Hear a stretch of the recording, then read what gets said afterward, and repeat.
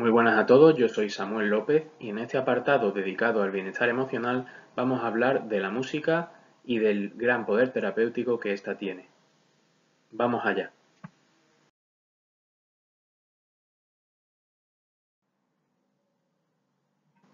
Bueno, pues este que veis aquí es el índice de contenidos a tratar en el vídeo o presentación de hoy.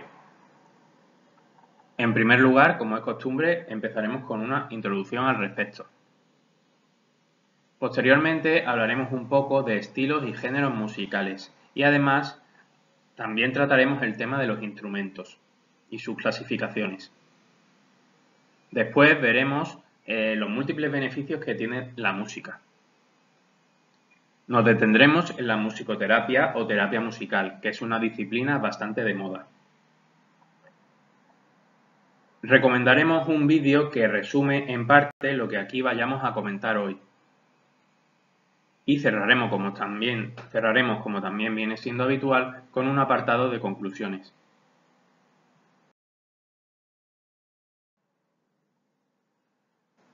Pasamos ya con la introducción. Lo primero será definir qué se considera como música. Pues bien, la música se considera que es un conjunto de sonidos y silencios que se ordenan de forma lógica, de manera que nos resulte agradable cuando la escuchamos. Se trata de un arte y como tantos otros, como podríamos decir, la escultura, la danza, la pintura o la escritura, es una forma de expresión, tanto de sentimientos como de emociones, pensamientos, ideas, creencias, ideologías, etc. Hay multitud de tipos, géneros, estilos, subtipos, subgéneros o instrumentos musicales, es decir, tenemos una amplia variedad. ¿Por qué decimos esto? Pues porque incluso las personas que no se consideren fan de la música o que escuchen música muy poco o nada, pueden encontrar algún género, algún estilo o como mínimo alguna canción o melodía que sí que llegue a estimular a esa persona de manera que por lo menos escuche música con cierta frecuencia.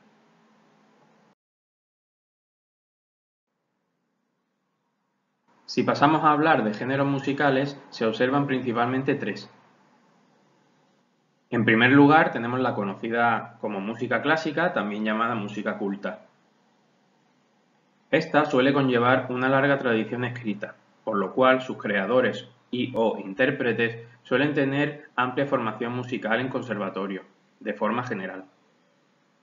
Algunos célebres compositores son Mozart, Beethoven, Vivaldi, Bach, Chopin o Manuel de Falla. En segundo lugar, tenemos la música folclórica. Es la que se transmite oralmente de generación en generación, al margen de la enseñanza musical académica, como parte de los valores, la cultura o las costumbres de un pueblo o región. Normalmente, por ello, tienen un gran carácter étnico y se ciñen a zonas o regiones concretas del mundo. Y en tercer lugar, pero no menos importante, tenemos la música popular. Es un género que no se identifica con países, regiones o etnias específicas. Suelen ser composiciones sencillas y cortas, no suelen requerir profundísimos conocimientos musicales para ser interpretados, y se dan a conocer gracias a los medios de comunicación, radio, plataformas de vídeos como YouTube, televisión, etc. Por ello también se conoce a la música popular como música comercial.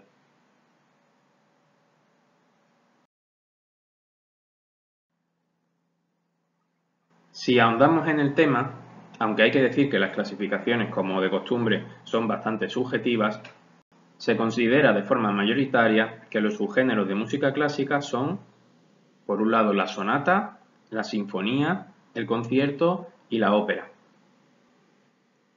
En cuanto a la música folclórica, aquí tenemos muchísimos ejemplos o subtipos. Y estos aquí reflejados son solo de España. Es decir, aquí reflejados tenemos el flamenco, la jota, el villancico, la sardana, la seguidilla, la copla. Podemos añadir, por ejemplo, la isa canaria también. Y si añadiésemos música folclórica extranjera, podemos destacar, por ejemplo, la ranchera mexicana, el country estadounidense o canadiense, el fado portugués o la samba brasileña. Por último, con respecto a la música popular, esta incluye subtipos como los que vemos aquí, el pop, el rock and roll, el heavy metal, el blues, el jazz, el rap, el hip hop y muchos más, como podríamos añadir el reggaetón tan famoso hoy en día o la música electrónica, por completar un poco más la lista.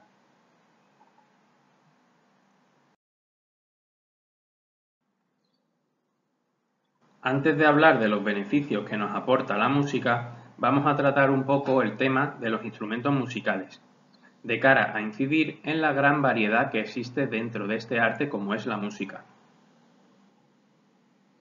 Pues bien, lo primero es, ¿qué es un instrumento musical? Pues se trata de un objeto formado por la unión o combinación de sistemas de resonancia y medios para su vibración.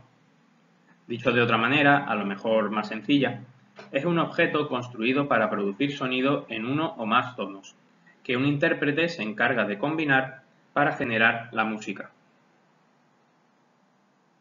En cuanto a las clasificaciones, existen muchas divisiones o subdivisiones de instrumentos. Nosotros nos vamos a quedar con esta, que presenta 4 categorías. Los instrumentos de viento, los instrumentos de cuerda, los instrumentos de percusión y los instrumentos eléctricos, creados estos hace unos 80 años. Primero, los instrumentos de viento, pues tenemos aquí por ejemplo el saxofón, la flauta, el clarinete o la trompeta. Se podrían añadir otros como por ejemplo el oboe. Asimismo, dentro de esta misma categoría, tenemos una subdivisión que sería los instrumentos de viento-madera, como podríamos considerar la flauta, y los instrumentos de viento-metal, como podríamos meter aquí el saxofón, atendiendo o teniendo en cuenta el material en que estos instrumentos se fabrican.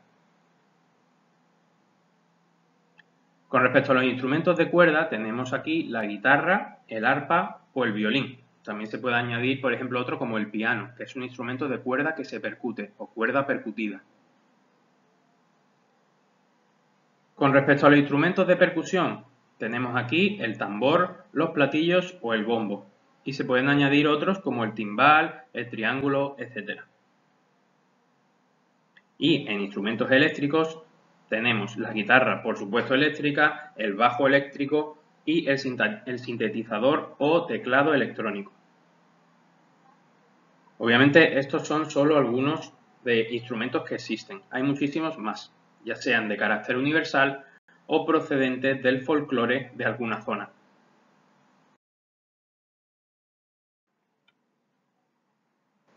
Si entramos en lo que más nos interesa con respecto a este tema y hablamos de algunos beneficios que nos puede aportar la música en sus diversas variantes, tenemos, en primer lugar, que puede reducir la ansiedad. ¿Cómo? Pues contribuyendo a bajar el cortisol, que es la hormona relacionada con el estrés.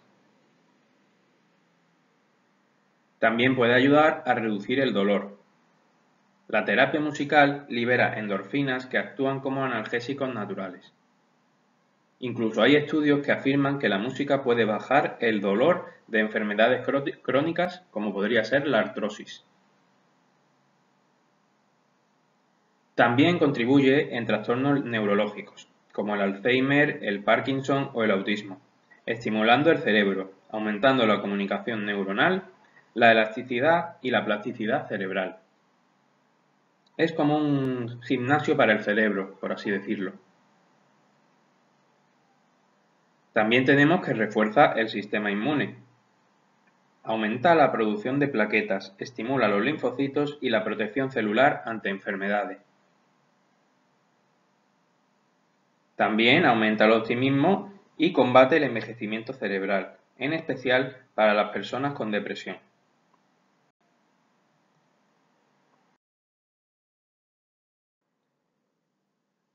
Además, sobre lo que comentábamos de reducir el envejecimiento cerebral, parece que tocar un instrumento musical baja los efectos del deterioro mental asociado al envejecimiento. También puede potenciar la memoria. Al escuchar música se activan varias zonas cerebrales, por lo que se procesa mejor la información. Hay estudios incluso que afirman que escuchar música o tocar un instrumento hace que se aprenda mejor. Incluso se comenta que la música de Mozart activa ambos lados del cerebro, maximizando el aprendizaje y la retención de información. La música también combate los dolores de cabeza, debido a su efecto relajante y desestresante. La música puede ayudar a los que sufren o padecen migrañas o cefaleas. Puede reducir la presión arterial. Según estudios, escuchar media hora de música diaria puede bajar la presión arterial alta. Y también, como no, la música puede ayudarnos a socializar. Por ejemplo, si nos apuntamos a un coro, un grupo de villancicos o planes sociales similares relacionados con la música.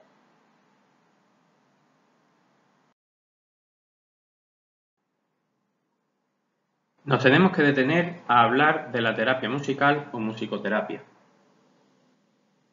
Esta se refiere al uso de la música y sus elementos, como son el sonido, el ritmo, la melodía y la armonía, para facilitar, promover la comunicación, las relaciones, el aprendizaje, el movimiento, la expresión, la organización y otros objetivos terapéuticos importantes para satisfacer necesidades ya sean físicas, emocionales, mentales, sociales y cognitivas. De esta forma se consiguen desarrollar potencialidades y o restaurar funciones de los pacientes o participantes de forma que se puedan integrar mejor y mejorar su calidad de vida. Ni que decir tiene que esta actividad debe dirigirla a un profesional cualificado para ello. No vamos a entrar en gran profundidad, pero hay 4 tipos de experiencias musicoterapéuticas. En primer lugar, podemos hablar de la improvisación. El paciente o cliente o participante crea su propia música cantando o tocando un instrumento. También tenemos la llamada recreación. Se cantan canciones o se tocan piezas musicales ya compuestas, de memoria o leyéndolas. En tercer lugar, podemos hablar de la composición, es decir, los participantes componen temas basados en las estructuras musicales. Y en cuarto lugar tenemos la escucha, es decir, se puede escuchar música ya sea pregrabada o en vivo.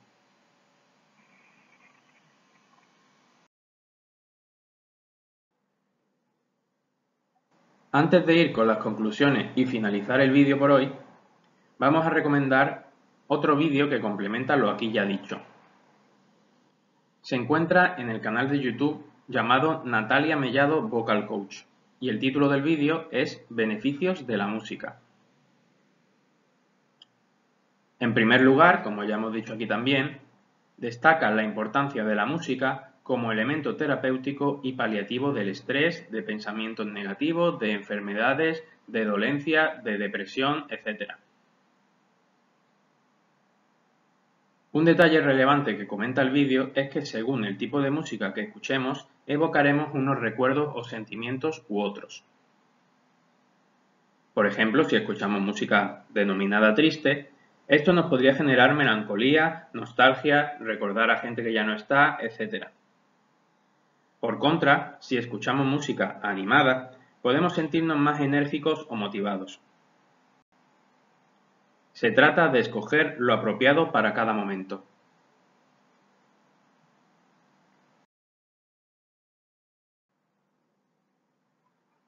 Ahora sí, hemos llegado a las conclusiones. En primer lugar, parece evidente decir que la música es un potente estimulante y elemento terapéutico que además tenemos muy accesible, ya que contamos con múltiples opciones para escucharla, como ya se comentó antes, la televisión, la radio, internet, YouTube, dispositivos móviles, ordenadores, etc. Existen tantos géneros, subgéneros, estilos, tipos, subtipos, etc. de música que cualquier persona puede encontrar cosas acorde a sus gustos. Por ejemplo, igual nos vale simplemente con escuchar bandas sonoras de películas o simples melodías. De manera que se considera la música como una afición prácticamente universal. Además, es profundamente compaginable con otras recomendables actividades como puede ser el deporte, el baile, los juegos de mesa o cualquiera otros que se nos puedan ocurrir.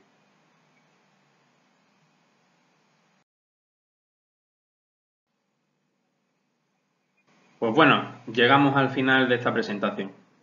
Como siempre, espero que os guste y os resulte útil este vídeo y mantengáis, potenciéis o incorporéis la música a vuestras rutinas y vidas diarias. Nada más por mi parte, muchas gracias a todos y todas, un saludo y nos vemos en futuros vídeos.